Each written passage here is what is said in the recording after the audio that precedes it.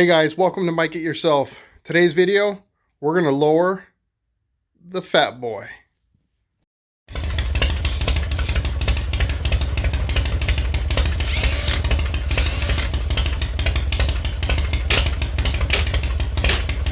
Damn it.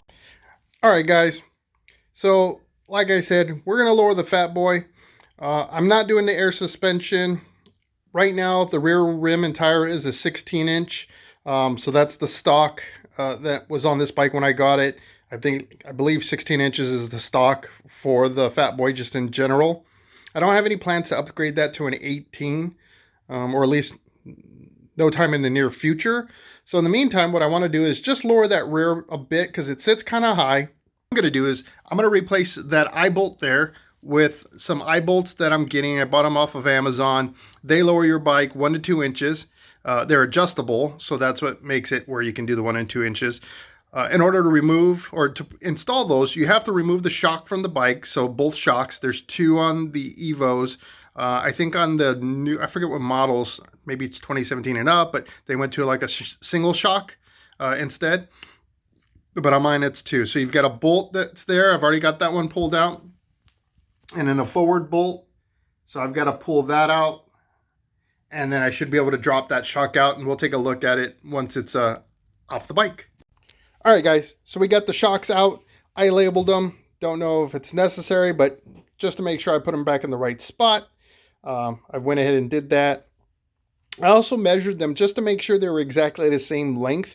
So if you do adjustment, the preload on these, it does vary the length, and you're supposed to do them equally. So I just wanted to double check that whoever had this set up before me did it correctly, or at least they measured the same length, and they do.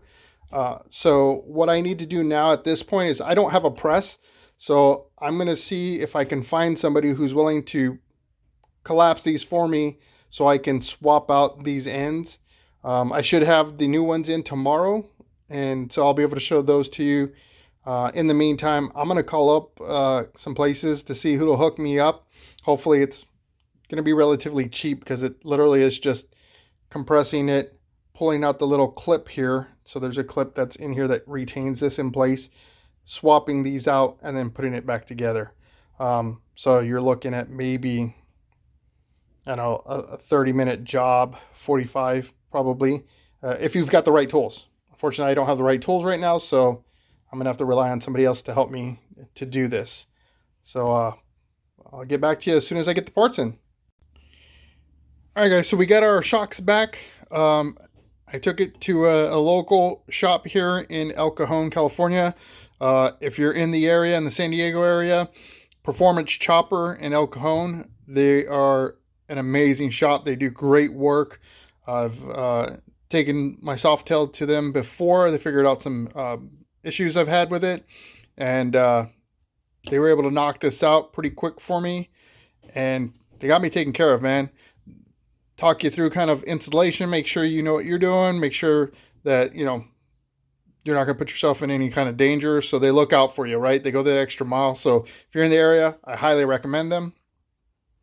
So now we're going to go ahead and install this.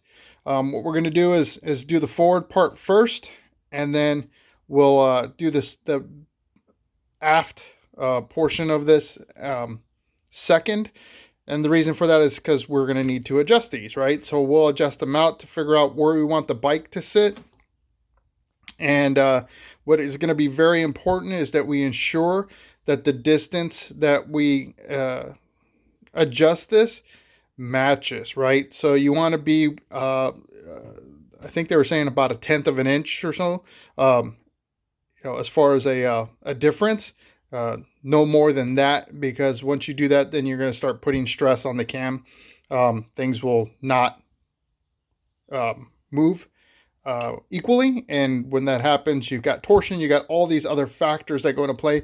Essentially, you're gonna just demolish your shock, and you probably could potentially break the actual bolt, which, you know, that would be a bad day. So we're gonna go ahead and get these put on, and we'll start the adjustment process. So the front is now attached. So I've got those tightened down. And I've got the rear loose here because, like I said, I'm going to go ahead and be spinning these to adjust them out. The way it stands right now, and I'm going to start lifting up a little bit on the back tire, but I've got to watch to make sure I maintain my balance on the bike. But I'm going to start lifting it because right now this is like fully extended, right? Because there's nothing hanging on to that part of the swing arm. So it's being allowed to do its maximum, right? So I'm going to go ahead and place this kind of where I'm shooting for as far as the distance goes. And then I'm going to adjust my little eyelet to that level. And once I get that done, then I've got to measure it and look at the other side and mirror it on the other side, like I said, to be within 1/10 of an inch on it. So that way there is, get them as equal as as close as possible. So I'm going to go ahead and start doing that now. It's going to be a little bit of a process, but it's just how it goes. All right, I'll bring you back. So here's our moment of truth.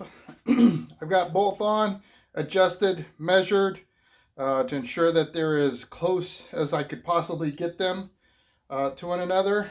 And I can kind of get an idea of what it's going to look like, but let's put it on the ground and get the full picture here.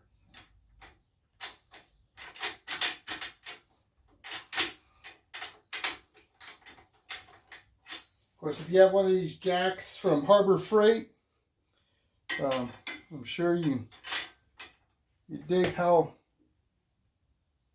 sometimes it can be a little sketchy. Let me get this thing loosened up a little bit.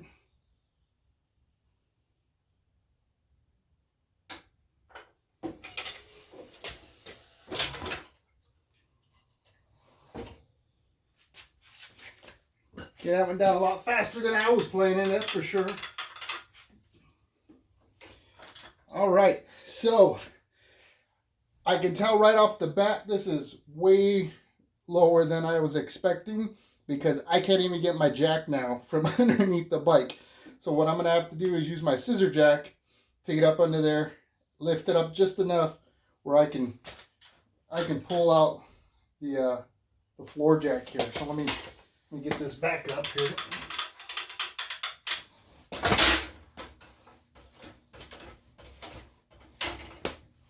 And we'll get this scissor jack under there.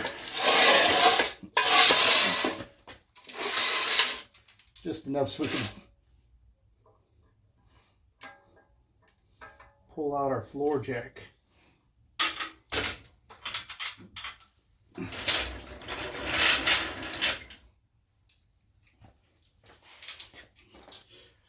If you don't have a scissor jack, I recommend these things because it allows you to get into the spaces when they're a lot tougher. So like the situation I'm in right now, or else you'd have to use like some blocks of wood and just put it underneath your tire as you let the bike down and then just roll it off of the blocks, right? So that's another way you can do this.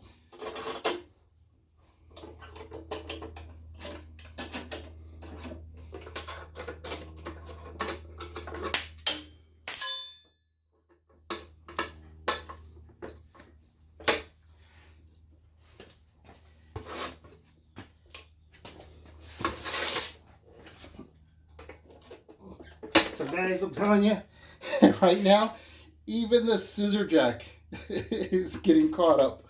So this is by far way lower than what it was. Give me a couple minutes. I'm going to get this managed so that way I can get the full view of the bike here. But lesson learned, right? Not everything goes right. So I was able to use another little toy that I have. And I use this actually to help clean wheels, especially on like a sports bike where you don't have a center stand or a fairing that's in the way. So it makes it difficult to try to get a jack under there. And I know you can get the sports bike lifts. I just didn't have one at the time, and this was dirt cheap. So it's nice because you can roll your tire while it's up on there.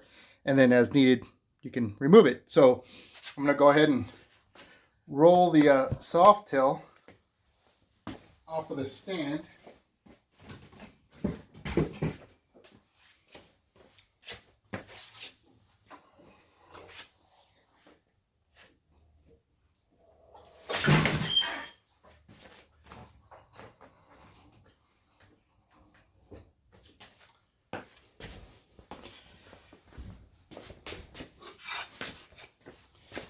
out of the way and let's back it up a little bit.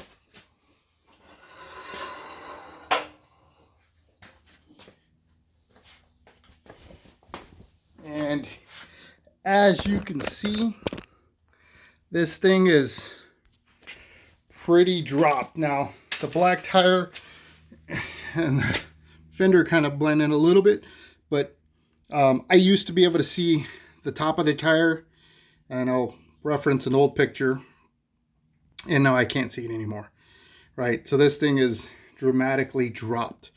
Now, I'll need to test ride it just to get a good feel for it, but it may be too low. I'm not sure. I'll find out, because if I'm taking turns and just totally scraping floorboard, as cool as it looks, hey, it may not be practical. I may have to bring it up maybe a quarter or a half inch or so. It'll be a kind of a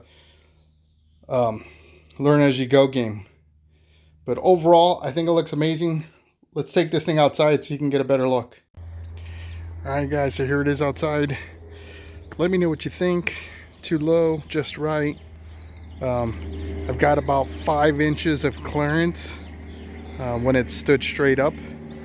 So not a whole lot of area there. It might just be too low.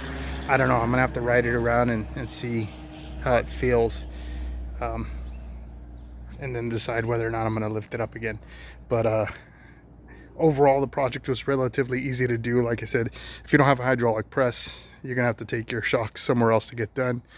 You don't want to try to do that with like a jimmied system or something like that, because you can really hurt yourself. But overall, like I said, simple, very cheap. I think it was like 30 bucks for those eyelets or eye bolts, and it looks amazing. So hopefully you like this. If you did, hit that thumbs up. If you enjoy my content, consider subscribing. I produce every Sunday, 9 a.m. Pacific Standard Time, and I really appreciate all your support. Until then, hope to see you on the next one.